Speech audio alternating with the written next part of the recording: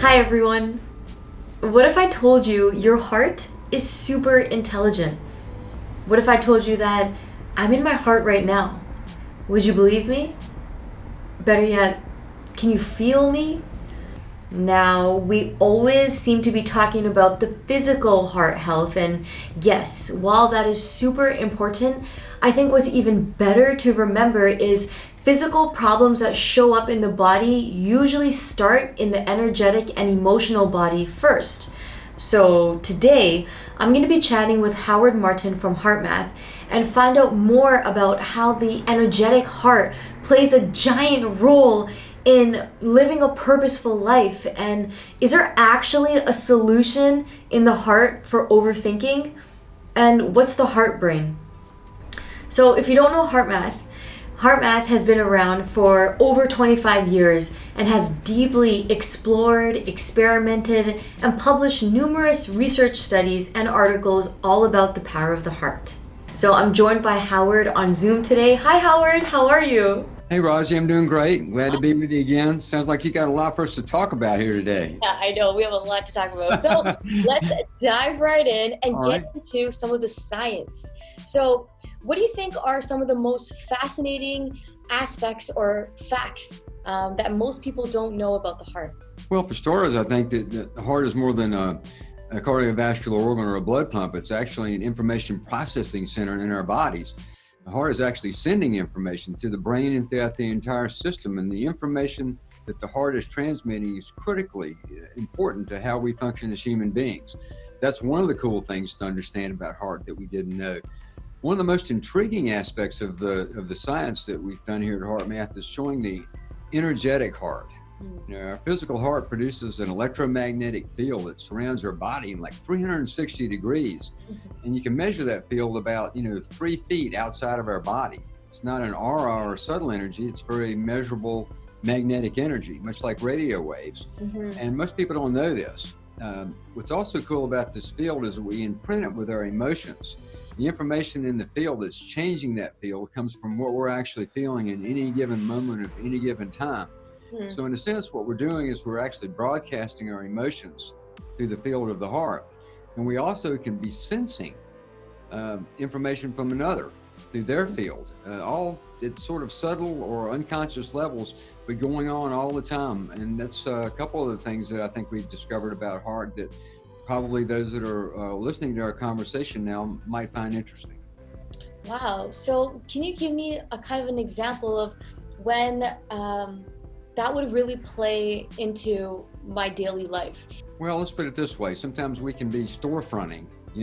People can say, well, how you doing? I'm doing great. But underneath that, you could have had an argument with somebody a little while ago, and that information is still processing through your system. You're still thinking about that in the background. So your words can be saying one thing, but the way it feels to the other can be a different feeling. Right. And we often pick up on those signals in people at times. We know that what they're saying is okay, but there's something else that's really going on.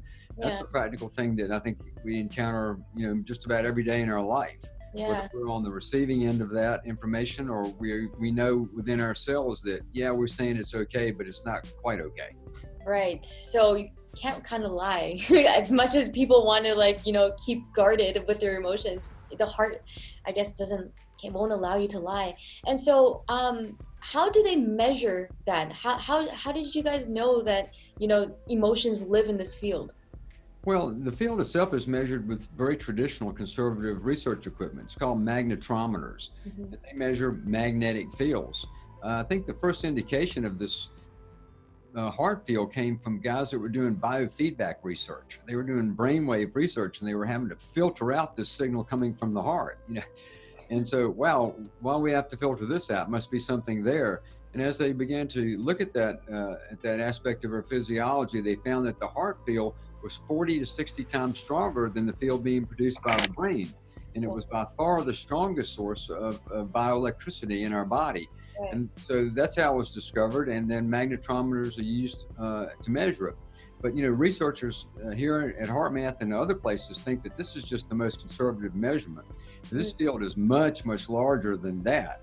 And if you begin to look at the possibilities, let's say through the lens of quantum physics versus Newtonian physics, In quantum physics, you're removing a lot of the traditional barriers of time and space. Mm. So this field could really be infinite, and it could be sensing things far beyond just our immediate environment or what's happening in our emotions. It could very well be our connection to the universe itself. Wow, that's huge, the implications of that. And so theoretically, could we look at a graph and kind of pinpoint like, hey, this person is in a state of anger or rage, or this person's in a state of appreciation or love? Well, there are inferences to that when you look at another measurements, looking at heart rhythms. It's called Right. heart rate variability analysis research. And you can see some distinctive emotional patterns in the heart rhythms Mhm. in relation to what someone is feeling.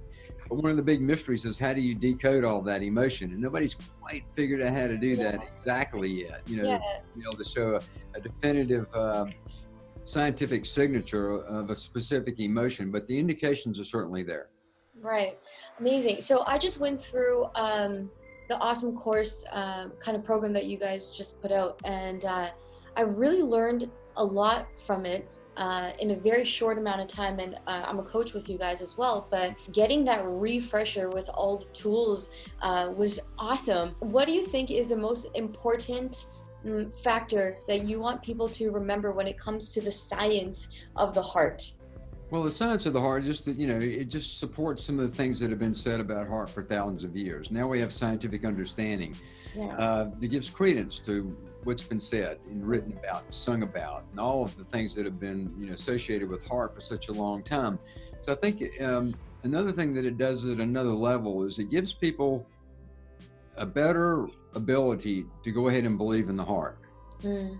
The science satisfies the brain and the mind, and then people can feel more comfortable in following their heart or listening to their heart signals. I think that's one of the most important things about that. And the program that you mentioned is called the Heart Math Experience. It just released not long ago, and it's to me it's really cool because it feels like you're watching a movie. It's divided into chapters, so you watch it in sections, but you feel like you're watching a really beautiful movie.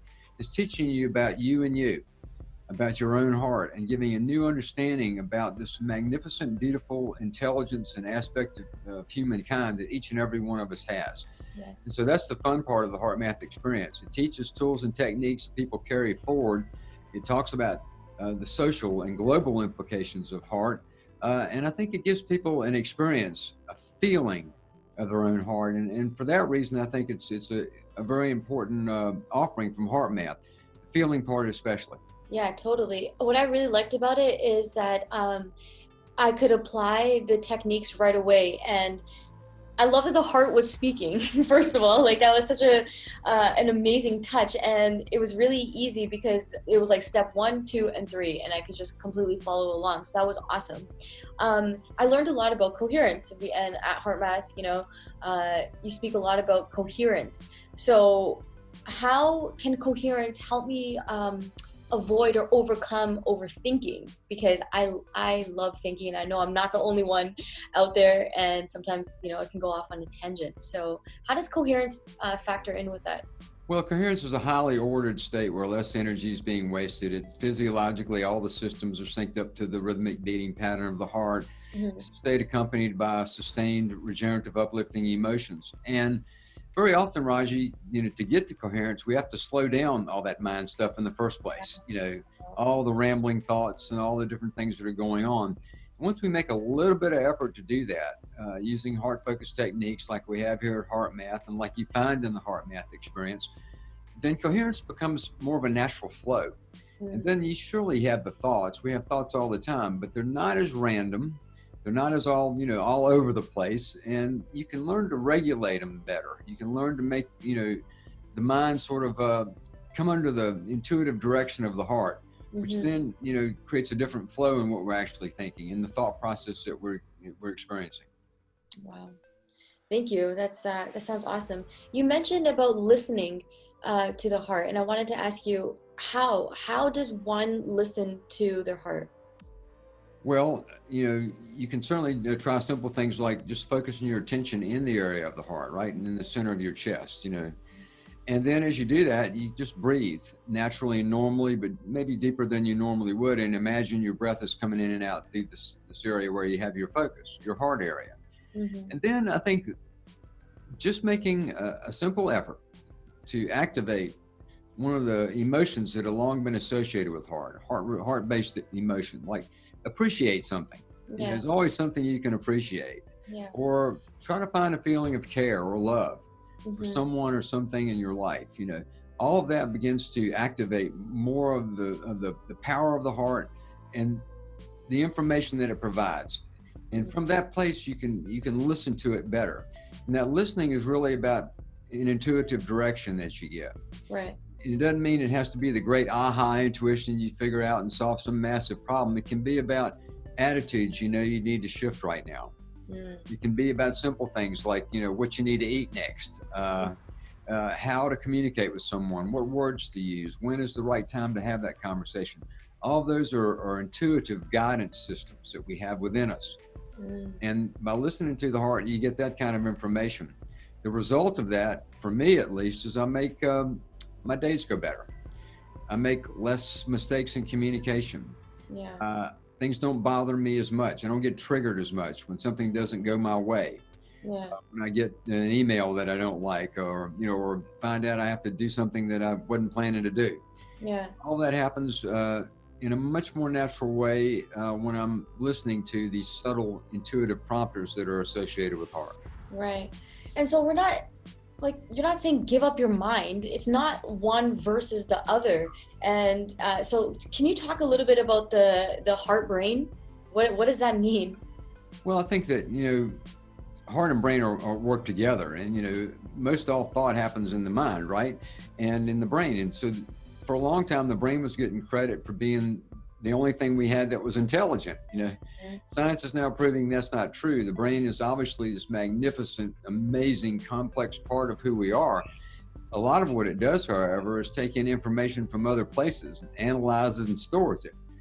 For instance, the visuals that we have right now are coming in through the eyes. The audio that everyone's hearing right now is coming in through our ears, and our brain's doing an interpretation of that information being brought in from other places. What's cool about the heart is it also appears to be receiving information. It's transmitted to the brain at super high speed, so the brain looks like it created it. But my feeling is that, a lot of information that we get, especially intuitive information, actually is sourced through the heart.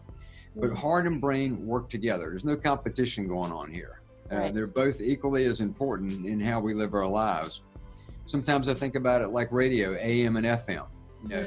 AM radio, I listen to that a lot because I want the sports, I want the weather, I want the traffic, that type of information. Yeah. Sometimes I want music. Sometimes I want NPR, and that would be FM. Yeah. You combine all that information and you use it to navigate life. Awesome. Thank you for putting it that way. How do the physical heart and the energetic heart play together? In other words, how do I keep the heart healthy?